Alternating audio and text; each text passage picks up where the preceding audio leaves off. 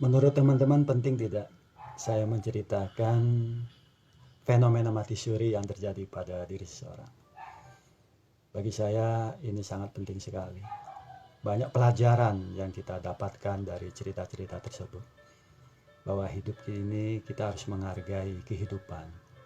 Dalam hidup ini kita harus menghargai kehidupan diri kita maupun kehidupan orang-orang di sekitar kita. Bahwa hidup bukan hanya untuk menunggu mati. Kalau hidup hanya untuk menunggu mati, apa bedanya kita dengan binatang? Ayam juga hidup menunggu mati, menunggu dipotong. Tapi matinya ayam masih membawa manfaat bagi kita. Kambing juga hidup untuk menunggu mati. Tapi matinya kambing masih membawa manfaat bagi kita. Nah, kalau kita mati, apakah kita bisa memberi manfaat bagi orang lain? Ini yang kita harus pikirkan. Kita bisa membawa manfaat itu selagi kita masih hidup. Ketika kita masih hidup, baru kita membawa manfaat bagi orang lain. Nah, jadi jangan sampai kita hidup justru kita tidak membawa manfaat kepada siapapun. Jadi apalah artinya hidup ini kalau pada akhirnya kita tidak bisa membawa manfaat bagi orang lain di sekitar kita. Nah, kali ini saya ingin menjelaskan tentang salah satu fenomena lagi nih, fenomena mati suri, bagian dari rekayasa alam bawah sadar. Jadi itu bagian dari permainan otak ya. Ya, jadi sebenarnya Allah menciptakan otak kita ini begitu sempurna. Ya, banyak miliaran mungkin sel saraf di otak kita. Dan di otak kita ini ada kategori nama-namanya yang menurut ahli kedokteran, ahli biologi ada namanya ada otak kiri, otak kanan, otak besar, otak kecil, ada hipokampus, amigdala, sistem limbik, batang otak, kemudian ada kelenjar pineal, ada kelenjar talamus, ada alam bawah sadar. Nah, yang saya pahami selama ini otak kita ini punya fungsi masing-masing. Ada otak yang memang membuat diri kita tuh cemas, ya, gelisah, rasa takut. Nah, itu biasanya otak amigdala. Nah, kalau berpikir yang logis itu otak hipokampus. Lalu ada otak yang memang menciptakan mimpi, menciptakan hayalan, menciptakan sugesti, menciptakan suatu objek. Nah, ini otak-otak seperti ini punya fungsi masing-masing. Ya, seperti kita tidur kemudian kita bermimpi. Nah, otak yang menciptakan mimpi ini bekerja. Ya, bahwa sesungguhnya mimpi itu nyata, tapi bukan kenyataan dalam kehidupan sehari-hari. Nah, begitu pula ketika orang mengalami mati suri, dia tiba-tiba merasakan sesuatu, melihat sesuatu. Nah, itu sebenarnya bagian dari rekayasa alam bawah sadar dia. Iya. Nah, alam bawah sadar itu terbentuk dari input atau sesuatu yang masuk dan terekam di otak kita melalui pendengaran kita, melalui penglihatan kita. Mungkin kita sering nonton film atau sering membaca buku yang menceritakan tentang neraka, tentang surga.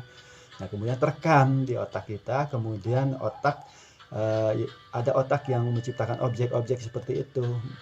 Nah, kemudian otak yang menciptakan objek seperti itu membuat kesepakatan pada jiwa kita. Jadi ketika jiwa kita keluar, jadi kita bisa melihat objek-objek seperti itu. Seperti ada orang yang disisa di neraka, ada api yang membakar, ada lidah yang menjulur dipotong-potong, kemudian ada matanya dicongkel. Nah, itu sebenarnya rekayasa otak bawah sadar kita. Nah, inilah pentingnya kita menjelaskan kepada seseorang. Hati-hati kalau kita bicara sesuatu yang tidak kita ketahui. Iya, kan otak kita itu merekam semua memori yang kita ucapkan dalam hidup ini. Ya, direkam, kemudian ada otak yang memang menciptakan objek sehingga pada saat kita tertidur mimpi, ya objek itu yang terlihat. Nah, ketika orang yang mati suri pun objek itu yang terlihat. Iya. Dia diceritakan mungkin oleh ustadz, oleh kiainya, ada malaikat yang menyiksa jiwa seseorang dengan cambuk api. Nah, lalu kemudian ya otak yang menciptakan objek-objek seperti itu lalu masuk ke alam bawah sadar sehingga pada akhirnya dia melihat hal-hal seperti itu. Nah, itu sebenarnya rekaman alam bawah sadar, rekayasa otak. Nah, alam bawah sadar ini merekam ya semua informasi-informasi dari masa lalu, ya, kemudian masa-masa yang belum dia lihat sebelumnya, ya seperti itu. Karena otak kita ini memang diciptakan sangat sempurna dan penuh dengan imajinasi. Iya, jadi otak kita ini memang sangat komplit ya. Maka itu kalau kita mendengar ceramah guru-guru agama, itu kadang-kadang kita membuat kesimpulan, kita berpikir membuat kesimpulan dari apa yang dia ucapkan. Maka dari itu saya mohon untuk para guru-guru agama ya, para ustadz dan sebagainya, kalau menceritakan sesuatu yang tidak kita ketahui dan kita tidak alami, ya jangan ceritakan kepada orang lain, kepada jamaahnya, pada umat gitu ya. Seperti cerita sorga neraka belum pernah ke sana tapi dia ceritakan hanya berdasarkan tulisan-tulisan di kitab, berdasarkan dalil-dalil seperti itu. Tapi jangan ditambah-tambahin, ya nanti otak kita ini merekam semua, kemudian menciptakan objek rasa takut yang berlebihan, sehingga akhirnya ya seperti itulah ketika dia mengalami mati suri, dia merambah pada dimensi-dimensi seperti itu. Pada semua itu bagian dari rekayasa alam bawah sadar. Nah ini saja ya ceritanya, nanti saya lanjutkan lagi. Insya Allah dengan cerita ini bisa membawa manfaat bagi kita semua. Terima kasih.